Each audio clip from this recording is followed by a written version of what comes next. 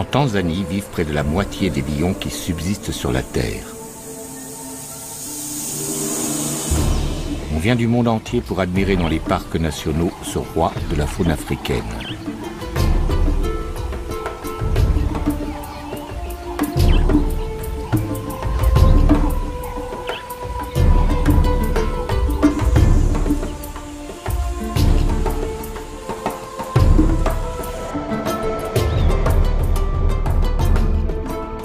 Les 20 000 lions de Tanzanie ne vivent pas uniquement dans ces réserves où ils sont adulés et protégés.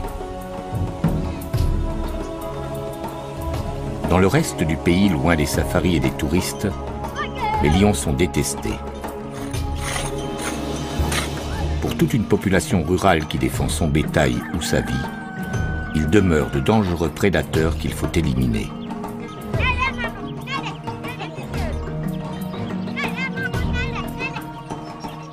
Chaque semaine, un homme meurt, victime de l'attaque d'un félin. Et chaque jour, lorsque les hommes se défendent ou se vengent, un lion est tué. C'est ici, dans cette vaste étendue de hauts plateaux, au pied du Kilimandjaro, que le face-à-face entre les hommes et les lions est le plus tendu.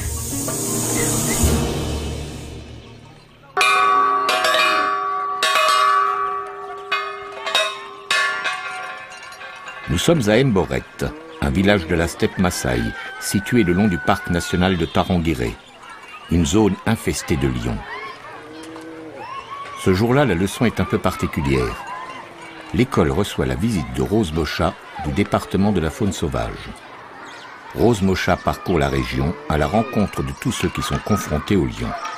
Un travail d'information et de prévention. Levez-vous. République de Tanzanie, bonjour. Comment allez-vous? Je vais bien. Bien. Et vous, comment allez-vous? Bien. Je m'appelle Rose et je vous souhaite le bonjour. Asseyez-vous. Merci. Nous allons parler du lion. Vous connaissez cet animal, le lion? Et qu'est-ce que vous savez sur lui? Il a l'air méchant. Il a l'air méchant. Et qu'est-ce qu'il mange?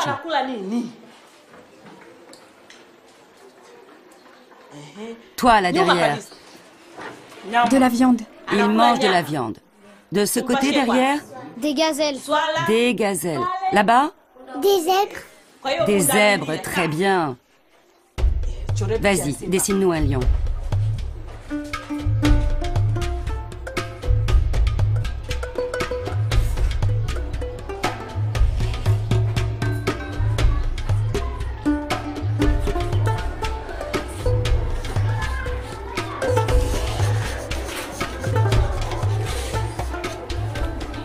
Alors, qu'est-ce que c'est?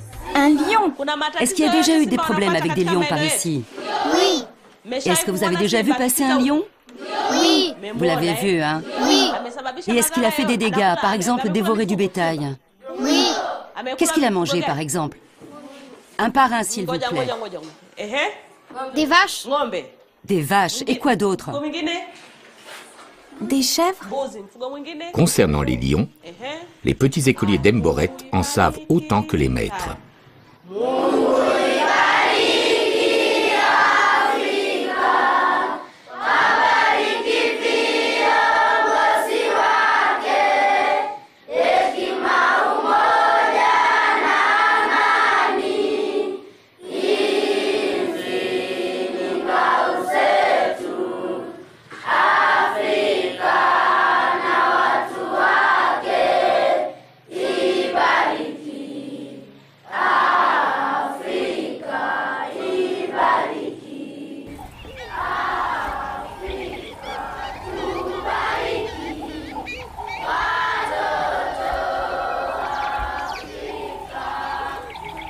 Ces enfants ne fréquentent pas l'école tous les jours.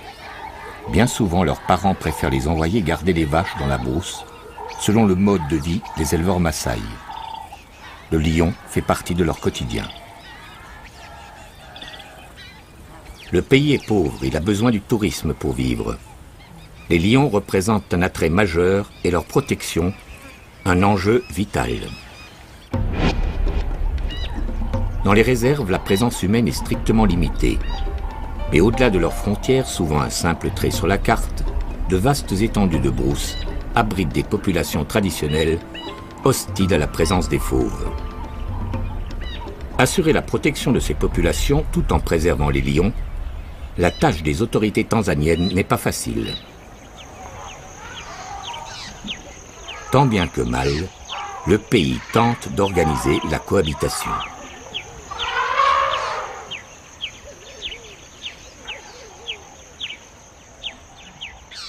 Dans ce conflit entre les hommes et les lions, Bernard Kisui est dédié à la surveillance des félins.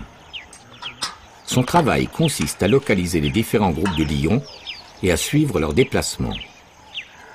Ce matin, Bernard part à la recherche d'une famille de lions qu'il n'a pas vue depuis plusieurs jours. Il est bien possible que les lions soient sortis des limites du parc. Je vais mettre en marche ce récepteur, là. Et on va voir si ça fonctionne.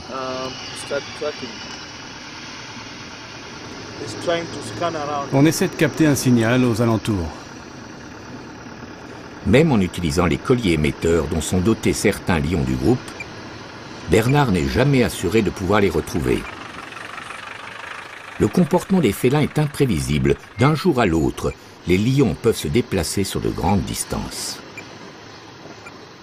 Nous devons aller de l'autre côté, là où on recevait les signaux les plus forts. Ils sont probablement à gauche, plus loin au fond de la vallée. Depuis qu'on a commencé à suivre les lions il y a 7 ans, nous avons une bonne idée de l'évolution des populations. Par exemple, en 2004, lorsque nous avons commencé, notre estimation était de 200 lions. Maintenant, on est descendu à un chiffre de 170, voire 160.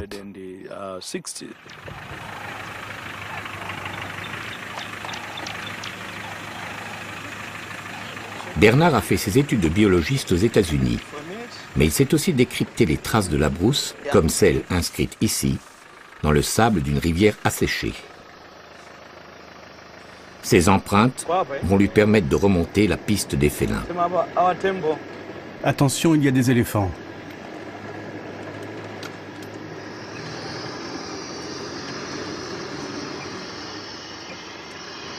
Après plusieurs heures de recherche, le groupe de lions est localisé. Assis, là-bas.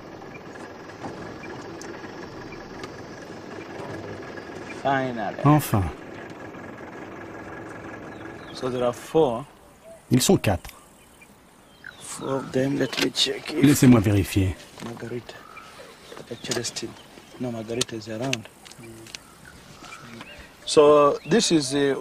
C'est un des groupes que nous étudions. Nous l'avons baptisé Altipiano. Là, ils sont à l'intérieur du parc, mais il y a quelques jours, on les a trouvés en dehors. Ça, ce sont les fiches d'identification de ce groupe. Vous voyez, ce clan était composé de beaucoup d'individus. Mais aujourd'hui, il n'en reste que 5.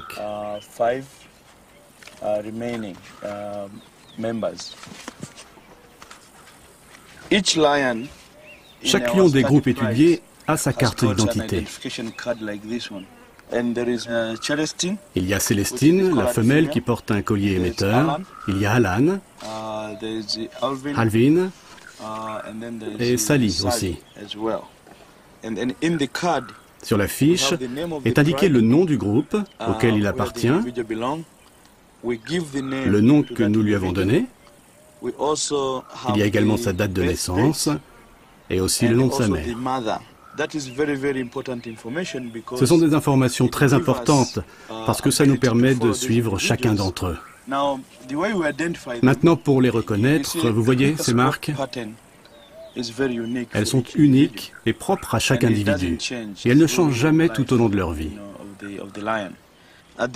Au dos de la carte, vous voyez ces entailles sur les oreilles. Elles sont aussi uniques. On les reporte sur ces représentations et ça nous aide à les reconnaître.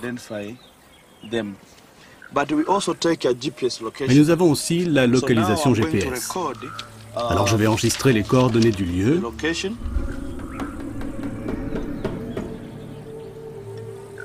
Et noter aussi l'heure.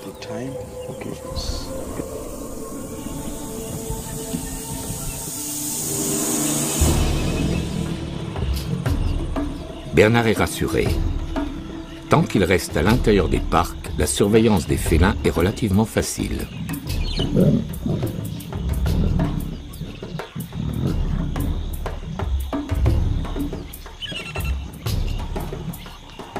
Mais tous les lions ne vivent pas dans les parcs. Et ceux qui s'y trouvent n'ont que faire des limites établies par les hommes. Ils se déplacent au gré de leur chasse. Les lions obéissent d'abord aux lois dictées par la nature.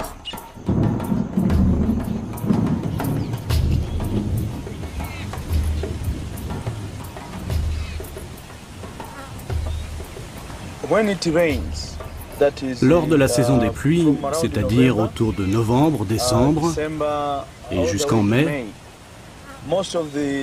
les animaux se mettent à se déplacer à l'extérieur des parcs.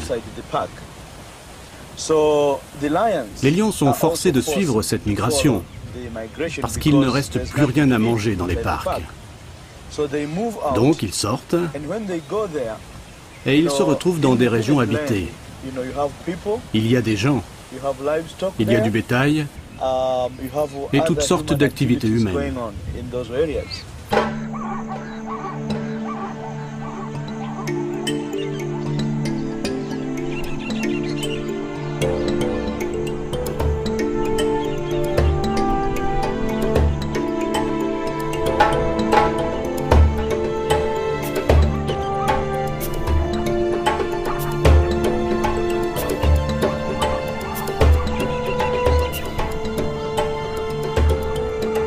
Dans les grandes plaines du parc du Tarangire, à la fin de la saison sèche, en novembre ou en décembre, les points d'eau se sont fait rares. Pour le gibier habituel des lions, les buffles, les gnous, les zèbres, aller boire est devenu plus dangereux.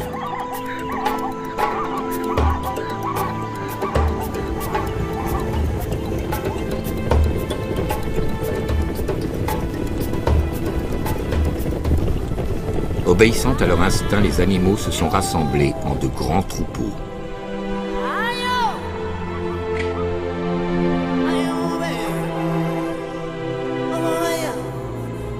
Aux premières pluies, un rituel immuable bouleverse totalement la vie de la savane.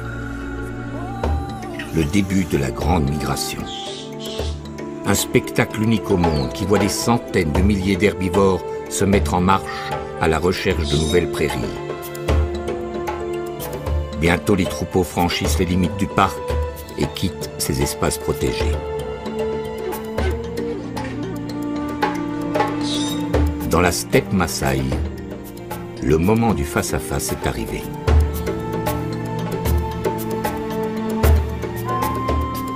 En suivant leur proie, les lions sont entrés sur le territoire des hommes.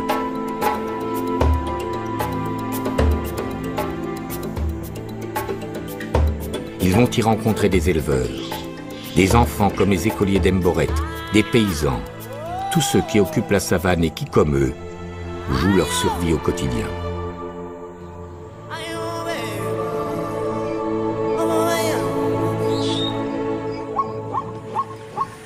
Aujourd'hui, la tournée d'inspection de Rose Mocha l'a conduit chez Isaka, un éleveur Maasai qui vit à proximité d'Emboret, à 1 heure de marche. Dans le passé, Isaka s'est déjà plaint d'attaques sur son bétail. Vous avez combien de vaches? J'ai 30 vaches. Il n'y a jamais de lions qui viennent par ici? Si, ça arrive, mais on les fait fuir. Ah, vous arrivez à les chasser. Comment faites-vous pour les faire partir? Quand on les entend rugir, soit on pousse des cris, soit on apporte des lampes et on fait de la lumière. Ah, ils s'enfuient.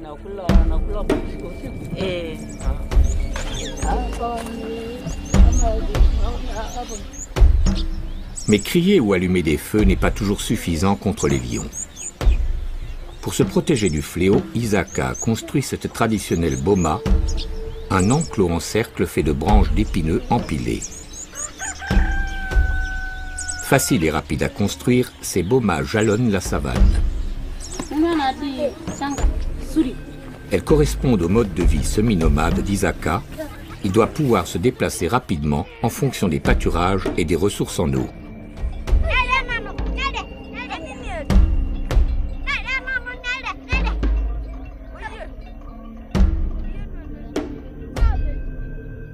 Avec cette boma, en théorie, la famille d'Isaka paraît protégée.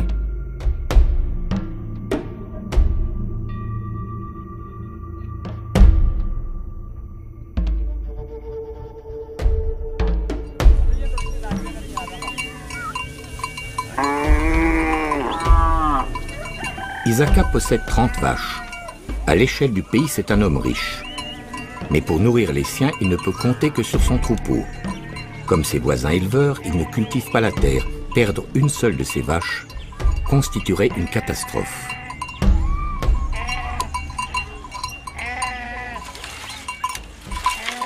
À l'approche du soir, les membres de la famille d'Isaka se hâtent d'enfermer leurs bêtes.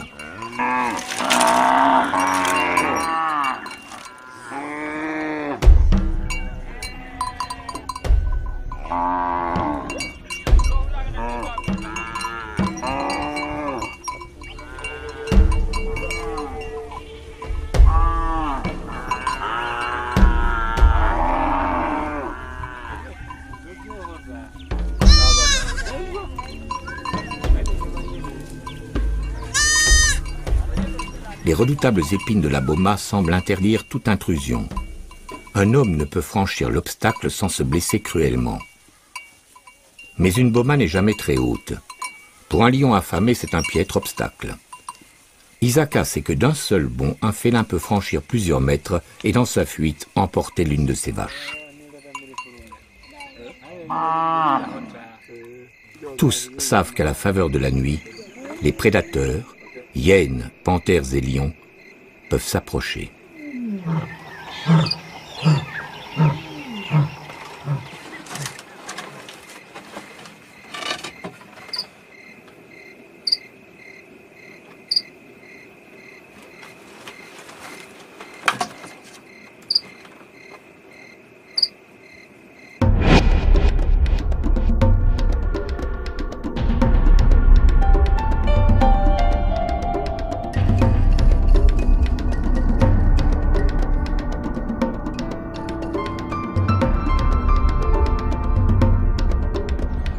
Lors de ces tournées, Rose s'adresse en priorité aux chefs coutumiers et aux responsables des villages. Ce jour-là, elle rencontre Suseika, le maire de Lobosiret. Comme vous le savez, nous habitons à la frontière du Tarangire, où se trouvent des animaux qui, eux, n'ont pas de frontières. Bien sûr. Les lions sortent du parc et viennent dans le village. Le jour, ils n'osent pas, mais la nuit, ils peuvent entrer dans les habitations. Il ne faut pas oublier que notre village est sur leur chemin, celui qui mène au parc de Manyara.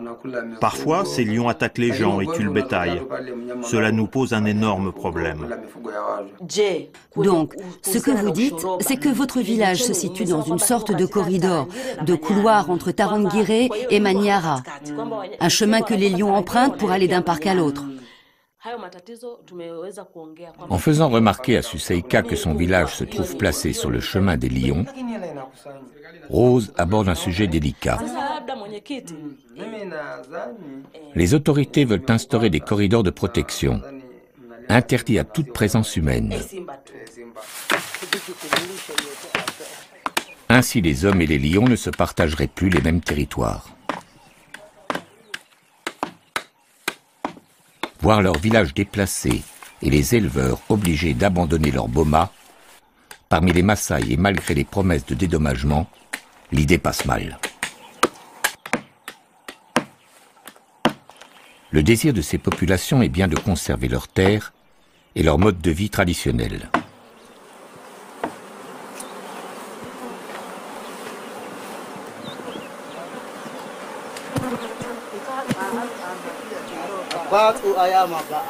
Les Maasai ont grandi au milieu d'une nature abrupte, dont ils ont appris à mesurer les dangers et dont ils utilisent au mieux toutes les ressources. Ainsi, ces villageois ont repéré un essaim d'abeilles à l'intérieur de ce baobab.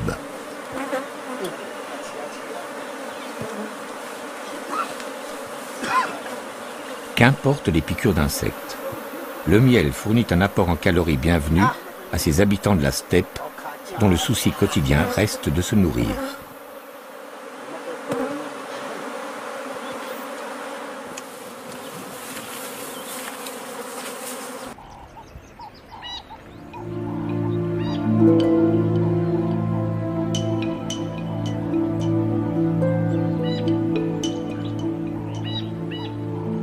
À Tarangire, tous les lions n'ont pas accompagné la grande migration.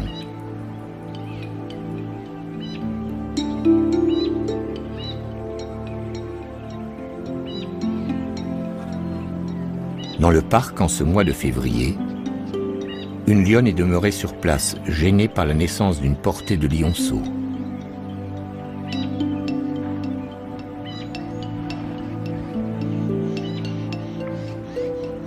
Ils ont grandi, mais ne sont pas encore devenus autonomes. Pour se nourrir, un lion adulte a besoin de près de 10 kg de viande par jour.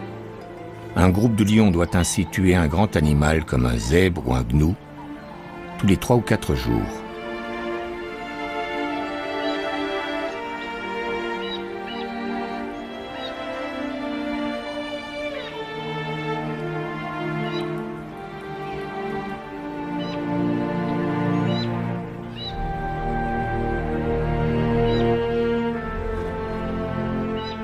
Or, avec la migration, le gibier a déserté la réserve et la viande manque.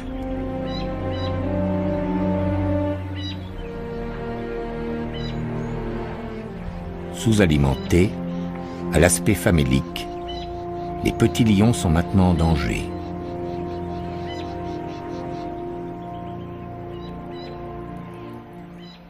Sans relâche, la lionne guette.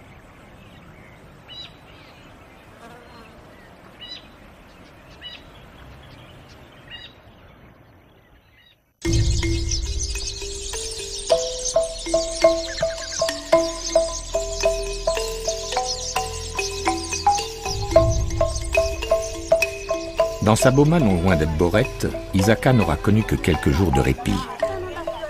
Peu de temps après notre visite, l'éleveur a été réveillé en pleine nuit par les aboiements de ses chiens et les meuglements de son bétail.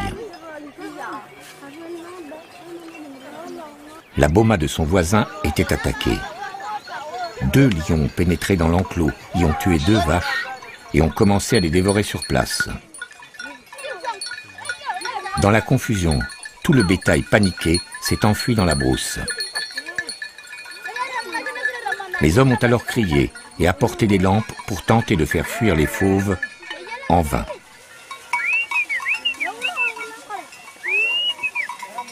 Il a fallu attendre plusieurs heures et l'arrivée d'un garde-chasse tirant des coups de feu en l'air pour que les lions abandonnent leur proie et que les bomas retrouvent leur calme.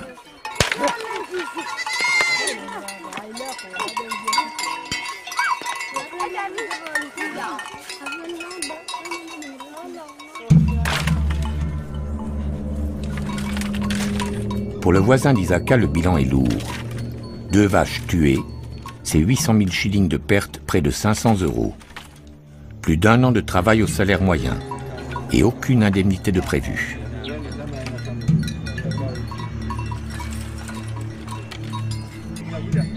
Dans la boma, l'inquiétude s'est installée. Les lions reviendront-ils? Les femmes et les enfants s'enferment dans les cases. Les hommes décident de veiller. Il y a beaucoup de problèmes avec les bêtes sauvages qui s'attaquent à nos vaches. Il faut qu'on soit prêt à les protéger. Un feu, des lances et les souvenirs de leur jeunesse alimentent leur courage. Chaque jour, il nous faut rester sur nos gardes. Parce que les lions ne préviennent pas, ils arrivent tout à coup. C'est comme ça qu'ils sont arrivés ici l'autre jour. Je vais remettre du bois dans le feu. La lumière permet au moins de voir un peu ce qui se passe. On ne voit pas très bien, mais c'est assez pour que nous puissions nous défendre. La vie continue, toujours. De toute façon, il n'y a rien d'autre à faire. On doit suivre notre destin. C'est comme ça.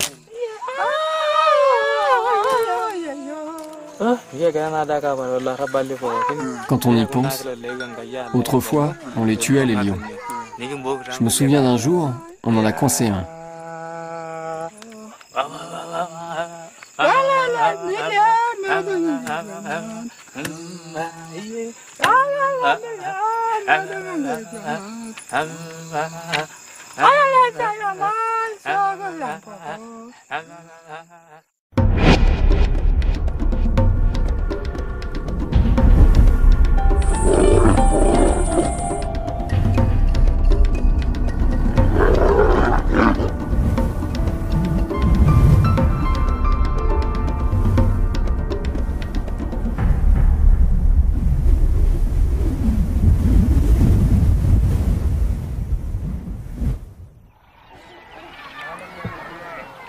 Autrefois, Isaka et les siens et tous les nomades Maasai des environs n'auraient pas hésité. Ils auraient pisté les lions pour se venger.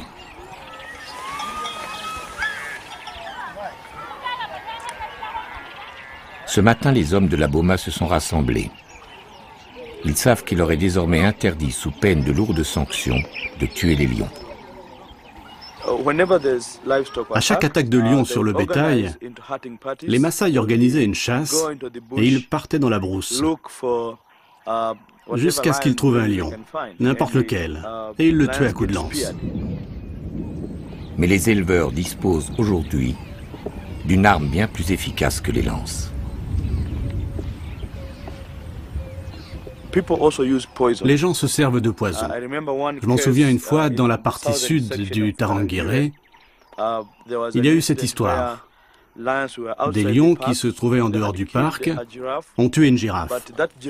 Sa carcasse a été bourrée de poison. Et plus tard, nous avons trouvé 5 cadavres de lions dans la zone où ce poison avait été utilisé.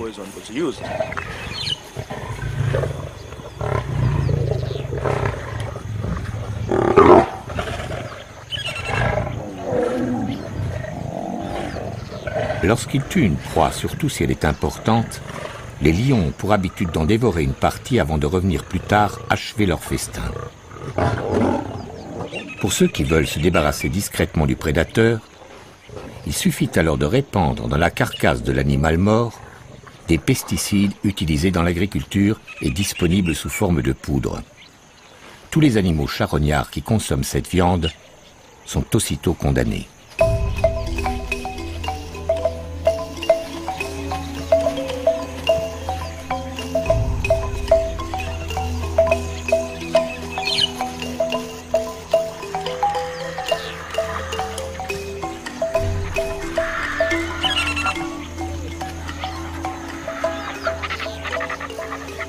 Alertés par la mort de lions, mais aussi par des hécatombes massives de vautours, de chacals et de hyènes, les autorités ont mené leur enquête. Très vite, elles ont soupçonné l'utilisation d'un pesticide interdit, car particulièrement nocif, le furadin.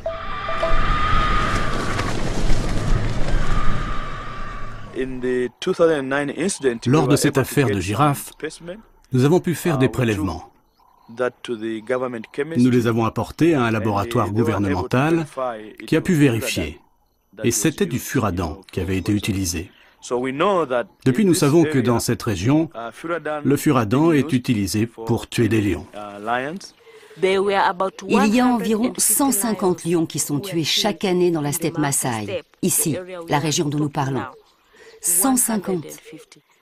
Et on parle de ceux pour lesquels on retrouve les restes, les carcasses, et pour lesquels les témoins nous racontent avoir vu les lions morts. Mais il y a des lions qui ont été tués et dont on n'a pas connaissance et pour lesquels aucun rapport ne peut être fait. Donc on peut doubler le chiffre. De 150, on passe à peut-être 300 lions, tous victimes de l'aggravation du conflit entre les hommes et les lions. Nous devons voir comment on peut faire diminuer le braconnage, la chasse illégale, les empoisonnements, les pièges, tout ce genre de choses. C'est crucial pour sauver la population des lions. Lion population to be rescued.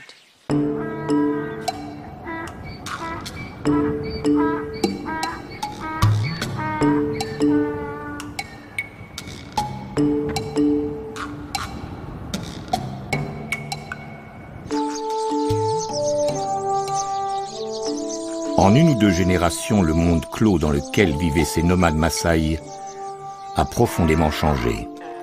Hier encore, ils subsistaient en autarcie, ne comptant que sur eux-mêmes, indifférents aux étrangers.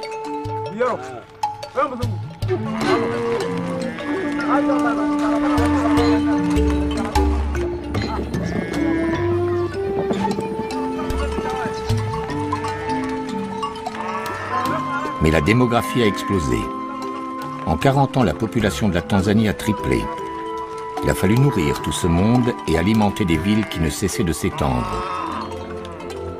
Les Maasai ont compris qu'une richesse nouvelle les attendait avec leur bétail et le développement de son commerce.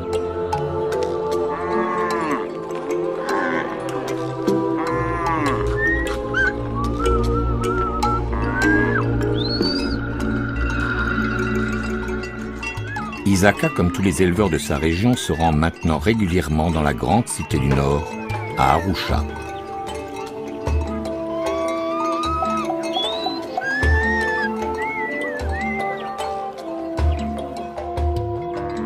Isaka y vend chacune de ses vaches 400 000 shillings, soit près de 250 €.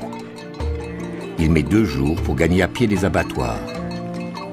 Il lui est même arrivé de franchir la frontière pour se rendre à Nairobi, la capitale du Kenya, à 15 jours de marche.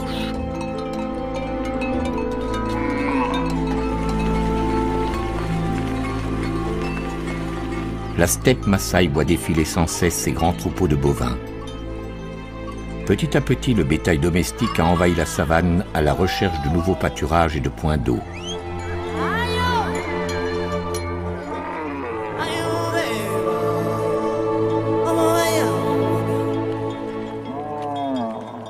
Pour nourrir les villes, il a fallu repousser toujours plus loin la faune sauvage, réduisant ainsi inéluctablement son espace vital.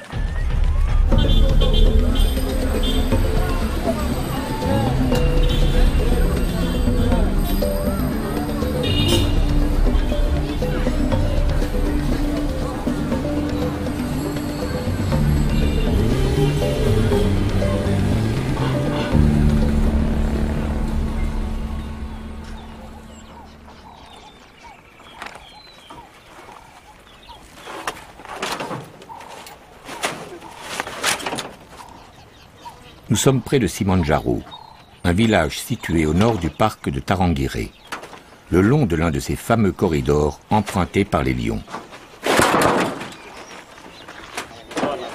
Ce jour-là, on charge dans un camion des rouleaux de grillage, un moyen de protection rudimentaire qui semble évident dans une société contemporaine, mais qui financièrement reste hors de portée des éleveurs de la steppe.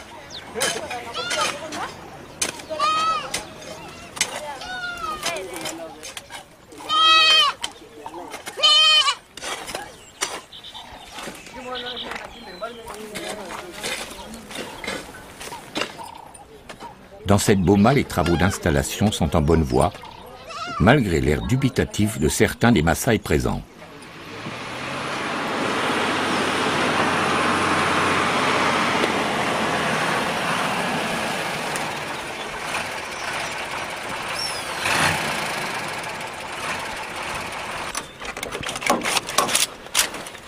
Mais lorsqu'arrive le camion, Toima, le chef du village, et tous les membres de sa famille mettent la main à la pâte. Ils ont parlé avec des voisins déjà équipés et le téléphone de la savane a parfaitement fonctionné. Une boma solide est alors érigée. Le fil de fer remplace les épines.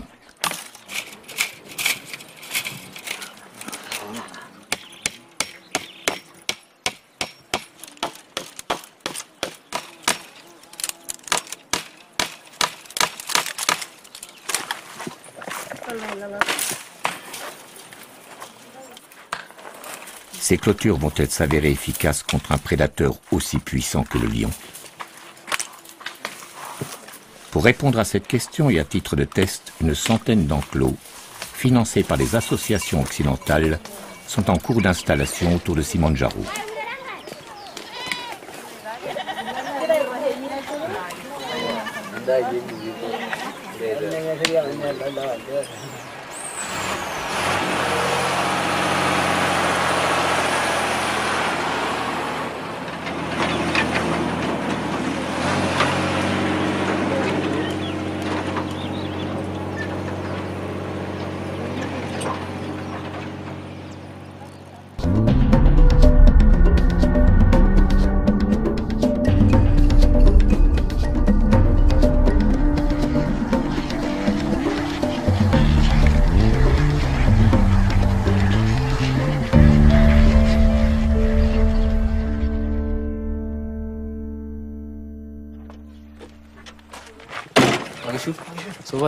Bonjour, comment ça va?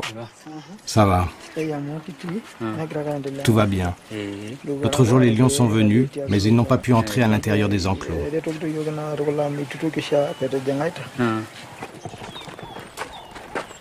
Dans les bomas déjà équipés, les autorités viennent aux nouvelles et inspectent les clôtures. Les premiers résultats semblent encourageants. Déconcertés par les fils de fer, les lions se sont éloignés.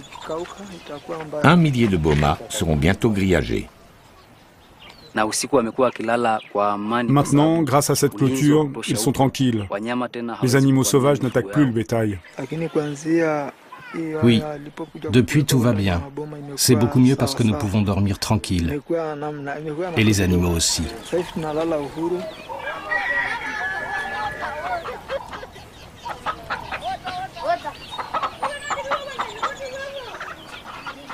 Mais pour l'éleveur, cette sécurité nouvelle a un prix. Les clôtures ont pour effet de sédentariser Toiba et les siens.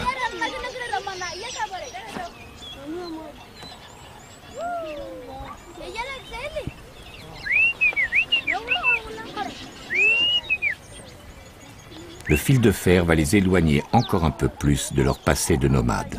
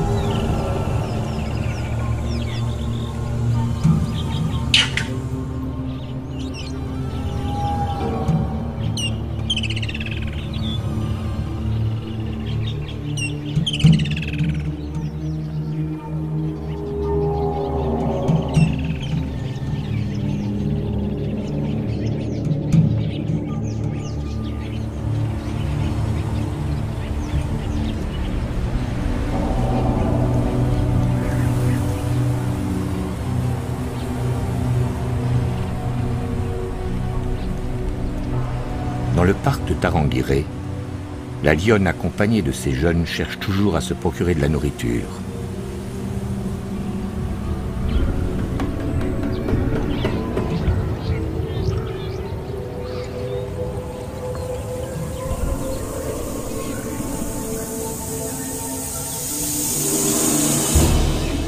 Maigre et manquant d'énergie, ses attaques sur le peu de gibier qui reste à l'intérieur du parc deviennent imprécises. Peut-être qu'un jour, à la faveur d'une rencontre, notre lionne n'aura d'autre ressource que de s'en prendre à un gibier plus facile à tuer. Nous sommes au sud de la Tanzanie, le long de la grande rivière Rufiji, qui borde la réserve du Sélous, la plus vaste d'Afrique. Des populations de paysans sont établies d'un côté de la rivière, mais les champs qu'ils cultivent, ainsi que les zones sauvages, se trouvent sur l'autre rive. Chaque matin, ils traversent la rivière pour aller travailler leurs terres, et chaque soir, les pirogues les ramènent dans leur village. Longtemps, ils se sont crus à l'abri, protégés par la largeur du cours d'eau. Pourtant, l'histoire vécue par ces paisibles villageois hante encore leur mémoire. Durant 2 ans, un mangeur d'hommes a semé la terreur dans la région, dévorant 40 personnes et en blessant des dizaines d'autres. Surnommé Oussama par la population locale, ce lion a traversé le fleuve. Il n'a pas hésité à rentrer à l'intérieur des habitations pour y saisir ses victimes. C'est l'histoire qui est arrivée à Salma. Elle ne doit sa vie qu'à son courage. Elle a affronté le fauve et a réussi à le mettre en fuite. Ce jour-là, j'avais quitté les champs pour rentrer au village. J'ai dit au revoir à mon mari. J'avais trop peur du lion. Donc, je suis rentrée. Arrivée là-bas, À un moment, j'ai dit à ma mère, « Il y a des moustiques, je les entends bourdonner. » Elle m'a répondu, « Prends du bois et allume du feu. La fumée les fera partir. » Et je lui ai dit, « J'entends du bruit. Qu'est-ce que c'est que ce bruit ?»« Maman, c'est un lion. Il vient nous attaquer. » Il s'est acharné sur la porte et a réussi à la casser. Je me suis jetée sur le côté, mais il s'est retourné vers moi. J'ai attrapé un bâton et je lui ai tapé sur la tête. Plusieurs fois. Et nous avons hurlé, « Un lion, un lion, un lion !» Alors, le lion s'est sauvé, tout le monde est arrivé. En partant, il m'a lacéré l'épaule. Il y avait beaucoup de sang. Le lendemain, on m'a emmené à l'hôpital. Salma a eu beaucoup de chance. L'épaule déchirée, elle a pu être soignée rapidement. Les blessures occasionnées par les lions sont souvent mortelles. Leurs griffes transportent de nombreuses bactéries qui provoquent des septicémies foudroyantes.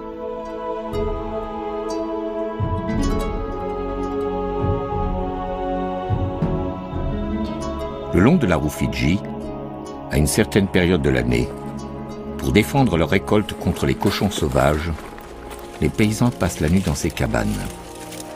Ils s'installent en hauteur pour se protéger des lions, eux-mêmes à la recherche de ces nuisibles.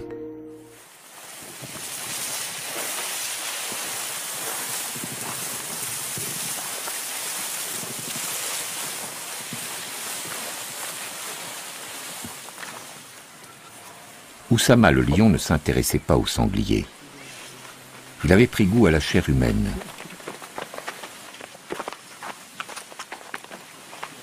Voici le récit tragique de Fatouma et de sa famille. À l'âge de 20 ans, la jeune femme menait la vie sans histoire d'une paysanne de la Rufiji.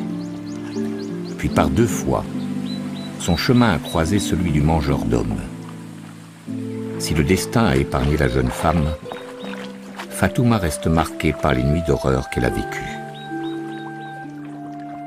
Aujourd'hui, elle traverse toujours la rivière pour continuer à cultiver les champs, situés du côté des espaces sauvages. Fatouma a refait sa vie et a fondé une nouvelle famille. Mais elle serre bien fort dans ses bras son dernier né. Ce jour-là, quand mon mari a voulu rentrer vers la maison, il a croisé le lion. Il a crié et des gens ont entendu ses cris. Mais à ce moment-là, ils ont pensé que c'était des cris d'ivrogne. 3 jours plus tard, il n'était toujours pas rentré chez nous. Des gens se sont mis à le chercher dans toute la vallée. On n'a retrouvé que des restes. Voilà ce qui est arrivé à mon mari.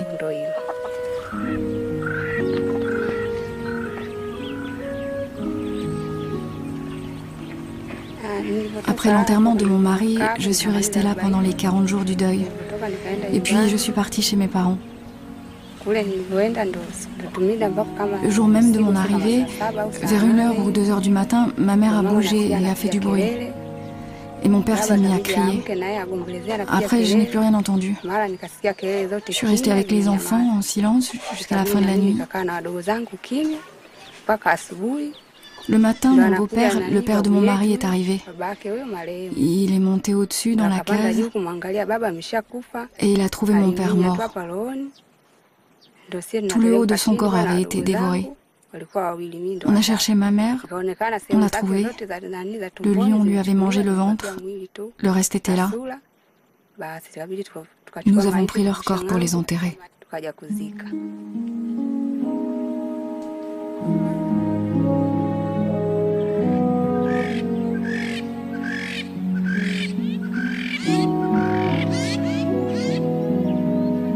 Le lion a finalement été abattu, une bénédiction pour toute cette région.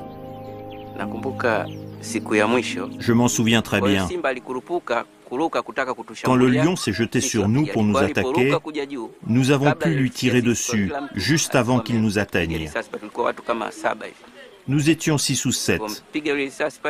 Et là, le lion est tombé. Et tout le monde a continué à tirer sur lui. Voilà l'histoire de ce lion qui a semé la terreur dans cette région pendant 3 ou 4 ans.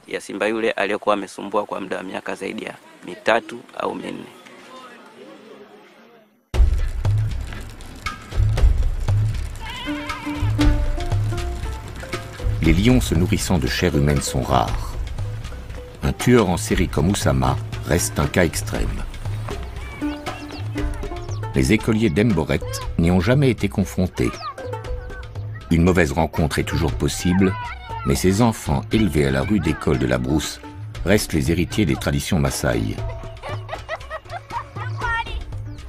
Ils ne s'imaginent pas en victimes.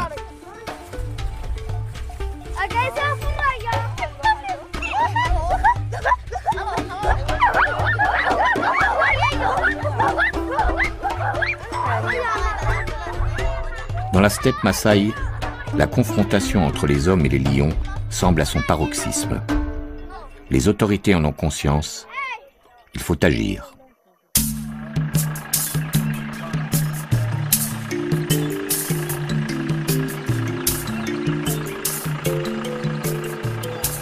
À la lisière du parc du Tarangire, les hommes attachés à la surveillance des lions ont repris la piste.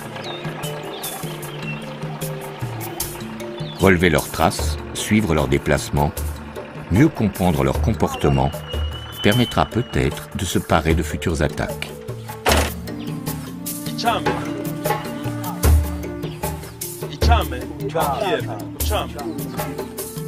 Comme dans les Boma, l'apaisement du conflit passe par un travail de terrain.